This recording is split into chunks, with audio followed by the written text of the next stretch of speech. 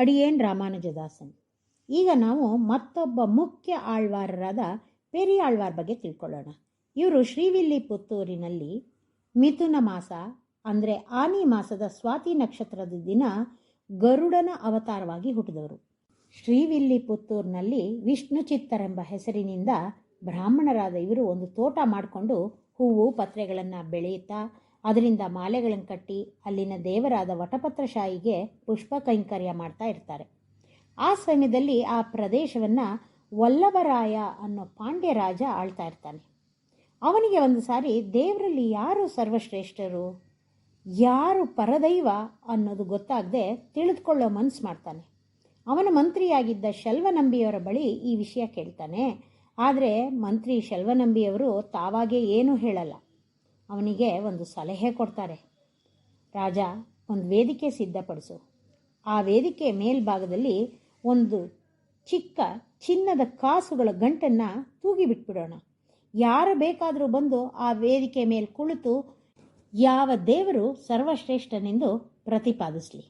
ಇದಕ್ಕೆ ಅವರುಗಳು ವೇದಾಂತ ಉಪನಿಷತ್ತುಗಳಿಂದ ಆಧಾರ ಕೊಡಬೇಕು. ಆ ಆಧಾರ ಕೊಟ್ಟೇ ಅವರು ತಮ್ಮ ವಾದ ಮಂಡಿಸಬೇಕು.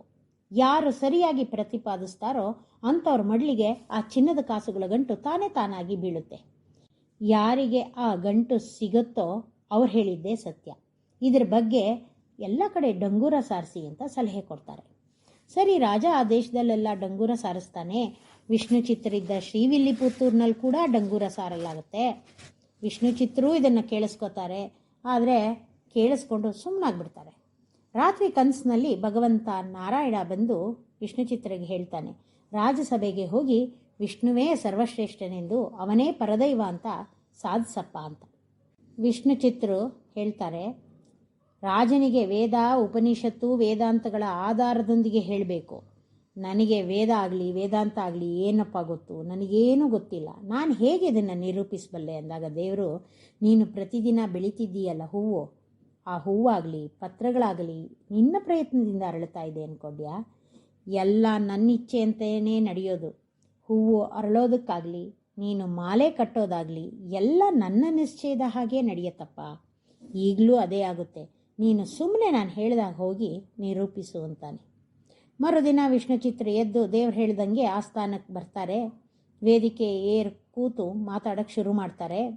ಇವರಿಗಿಂತ ಮುಂಚೆ ಸಾಕಷ್ಟು ಜನ ಬಂದು ಬೇರೆ ಬೇರೆ ದೇವರುಗಳನ್ನು ಅವರಿಗೆ ತೋಚಿದ ರೀತಿ ಪರದೈವ ಅಂತ ಪ್ರತಿಪಾದಿಸೋದಕ್ಕೆ ಪ್ರಯತ್ನ ಪಟ್ಟು ಸೋತು ಹೋಗಿರ್ತಾರೆ.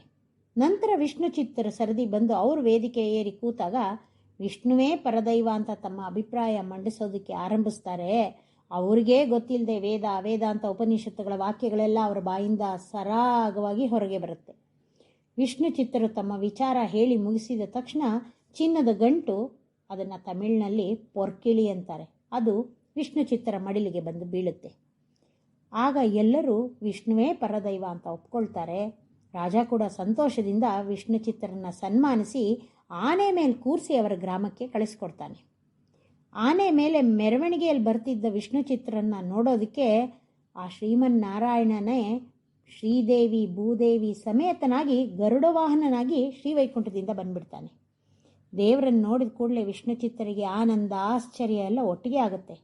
ನನ್ನಂತಹ ಸಾಮಾನ್ಯನನ್ನು ನೋಡಲು ಭಗವಂತನೇ ಬಂದ್ಬಿಟ್ನಲ್ಲ ಅನ್ನೋ ಖುಷಿಲಿ ಅಲ್ಲಿ ನೆರೆದಿದ್ದ ಜನರನ್ನು ನೋಡಿ ಅನ್ಕೋತಾರೆ, ಅಯ್ಯೋ ಇಷ್ಟೊಂದು ಚೆನ್ನಾಗಿರೋ ಈ ಭಗವಂತನ ನೋಡಿ ಇಷ್ಟೊಂದು ಜನರಲ್ಲಿ ಯಾರ್ದಾದ್ರೂ ಒಬ್ಬರ ಕಣ್ಣು ಇವನ ಮೇಲೆ ಬೀಳಬಹುದು. ಆಗ ಅವರ ದೃಷ್ಟಿ ತಾಗಿ ಭಗವಂತನಿಗೇನಾದರೂ ತೊಂದರೆ ಆಗಿಬಿಟ್ರೆ ಅಂತ ಹೆದರ್ತಾರೆ. ಆಗ ಅವರು ಭಗವಂತನಿಗೆ ಪಲ್ಲಾಂಡೆ ಪಲ್ಲಾಂಡೆ ಪಲ್ಲ ಇರತ್ತಾಂಡೆ ಅಂತ ಹಾಡಿ ದೇವರಿಗೆ 106 ವರ್ಷ ಚೆನ್ನಾಗಿರಪ್ಪ ಅಂತ ಮಂಗಳಾಶಾಸನ ಮಾಡ್ತಾರೆ. ಹೀಗೆ ದೇವರಿಗೆ ಚೆನ್ನಾಗಿರು ಅಂತ ಹೇಳಿದ ವಿಷ್ಣು ಚಿತ್ತರು ಪೆರಿಯಾಳ್ವಾರ್ ಅಂತಾನೆ ಪ್ರಸಿದ್ಧರಾಗ್ಬಿಡ್ತಾರೆ.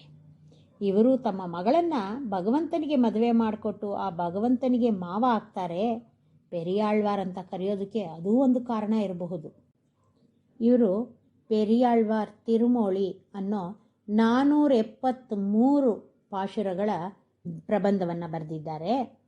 ಇವರಿಗೆ ವಿಷ್ಣು ಚಿತ್ತರು ಪೆರಿಯಾಳ್ವಾರು ಅನ್ನೋದಷ್ಟೇ ಅಲ್ಲದೆ ಭಟ್ಟನಾಥ ಪಟ್ಟರ್ಪಿರಾನ್ ಅನ್ನೋ ಹೆಸರುಗಳು ಕೂಡ ಇದೆ. ಶ್ರೀಮತೆ ರಾಮಾನುಜಾಯ ನಮಃ.